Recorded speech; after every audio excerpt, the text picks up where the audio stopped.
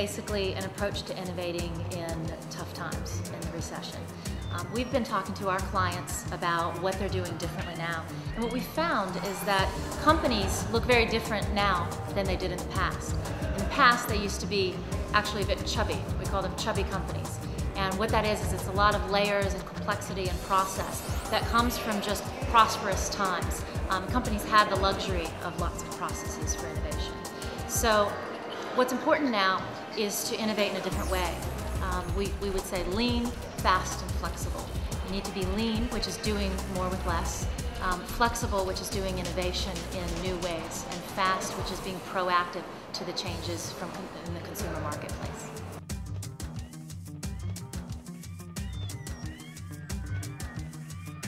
Big difference about What If is we do this day in, day out. We've been running innovation projects for 17 years now.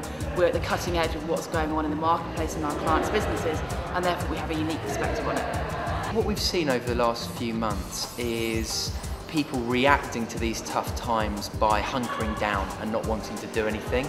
I think what we're seeing in the market is people now realising that they need to take action, that they need to do something, and so now's the perfect time to be providing that practical advice for people who actually want to rebound and take action. My view is that there'll be winners and losers now, and the winners will be the people that take forward steps. The losers will be the people who don't do anything.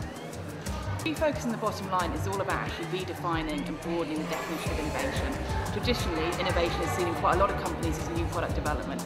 In the current climate, R&D budgets are being cut and launches are being pushed back. So there's actually a massive opportunity to innovate elsewhere in the business and to redeploy that skill set into how you can innovate on the bottom line. So looking at sales, looking at supply chain, looking at how you can leverage efficiencies across businesses.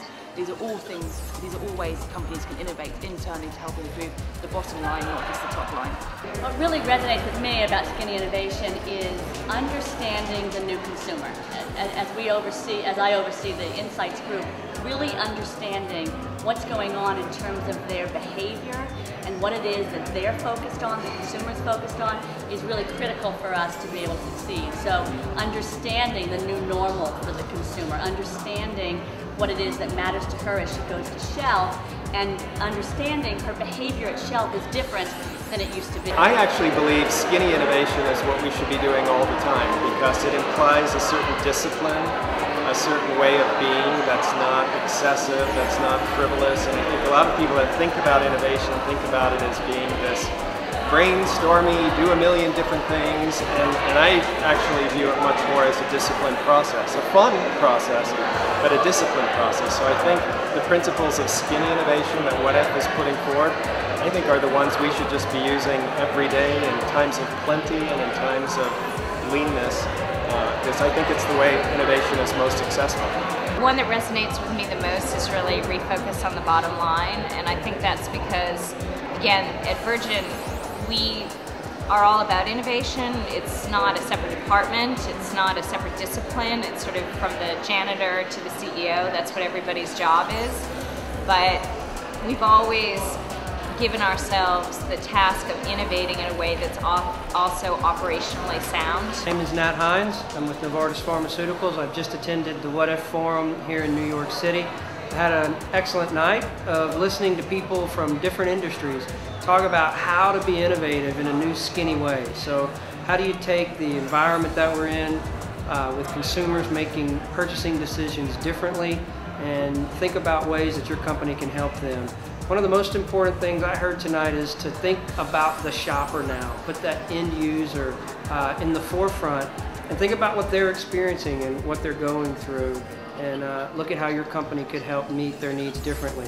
I'm Polly LeVar, and I'm a writer and a thinker, and I spend a lot of time thinking about innovation, so it was great to be here to hear what you guys had to say. I think these are exactly the conversations that need to be held right now. Everyone's asking the question. We know doing new, great things is important. We know moving the ball forward is important, but we've got no money. We have all these constraints that we're up against. How do we really innovate in this realm of scarcity that we're all in? So I think it did a very good job of addressing those questions. Loved hearing from the panelists who have rich experience in pretty tough situations, whether it's consumer products or in the banking business right now, to actually hear that there's new stuff going on that's really profound, and more importantly, there's a great sort of attitude and energy around it, I thought was brilliant.